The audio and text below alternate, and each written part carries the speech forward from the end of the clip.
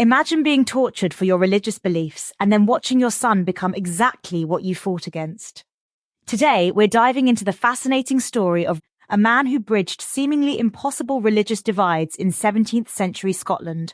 You'll learn how a Presbyterian minister became an Anglican bishop, why he fought for peace in an age of extremes, and what his story teaches us about finding middle ground in polarized times. And what's really incredible about this story is how it starts, with Robert Leighton being born in London in 1611 to Scottish parents. His father, Alexander Leighton, was actually a strict Presbyterian who would later face severe persecution.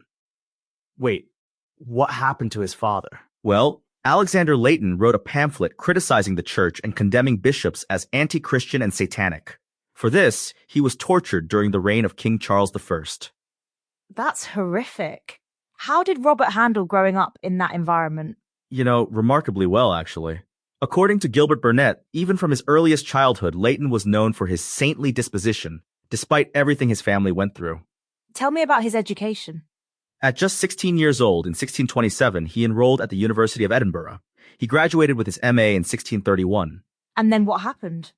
After graduation, his father actually sent him to travel abroad, and he spent several years in France. This is where things get really interesting. Oh? What happened in France? He spent time with relatives who had become Roman Catholics in Douai, and he maintained correspondence with them for years. He also had significant interaction with the Jansenist movement. And this shaped his views on religious tolerance? Absolutely. These experiences in France really contributed to his lifelong characteristic of showing charity towards those who held different religious opinions. So what happened when he returned to Scotland? At age 30, on December 16, 1641, he was ordained as a minister in the Church of Scotland and installed at New Battle in Midlothian. I heard getting that position wasn't exactly straightforward.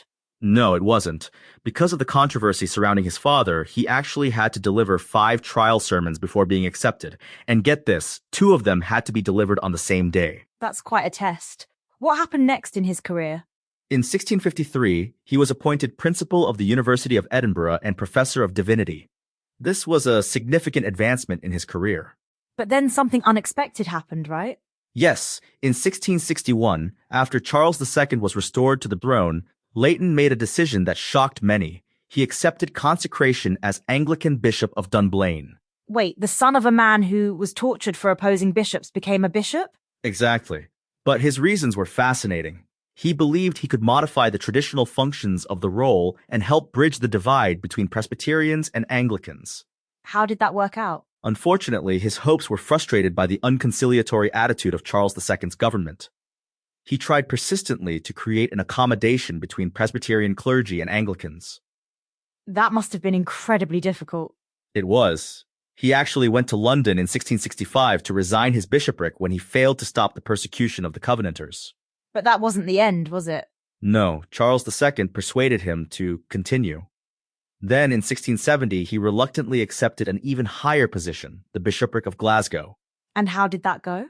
He continued his efforts at reconciliation, but ultimately resigned in 1674, spending his final decade in retirement.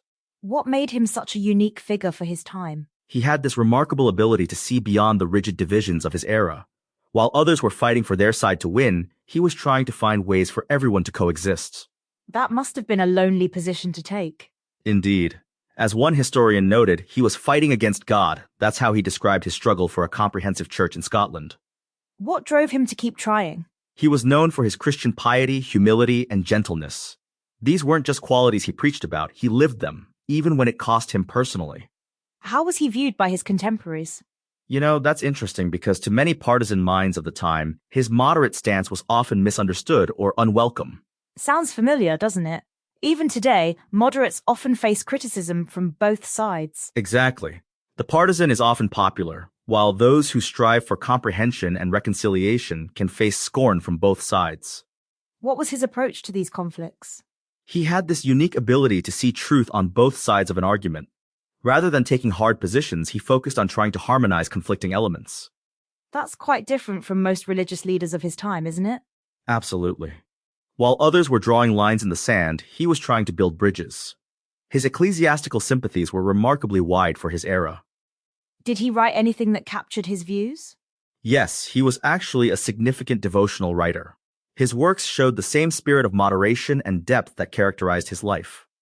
How did his life end? He died in London on June 25, 1684, at the age of 73.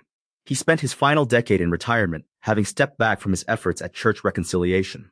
Did he see any success in his mission for religious harmony? Not in his lifetime, unfortunately.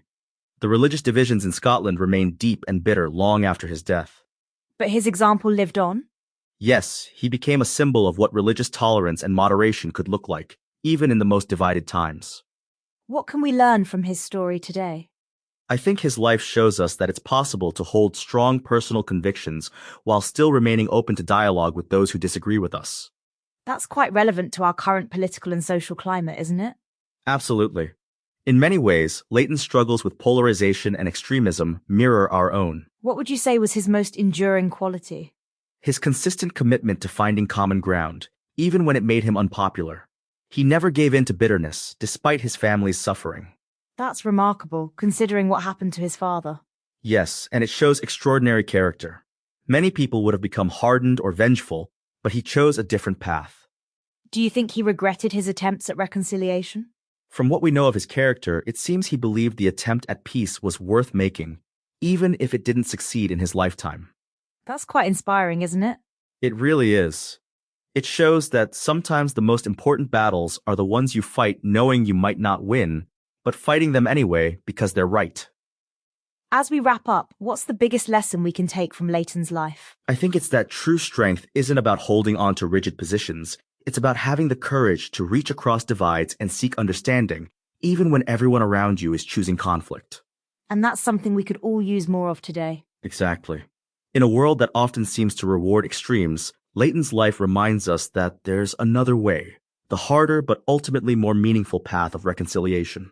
Remember, next time you're tempted to dig in your heels during a disagreement, think of Robert Leighton, the man who chose bridge building over battle lines, even when it cost him everything.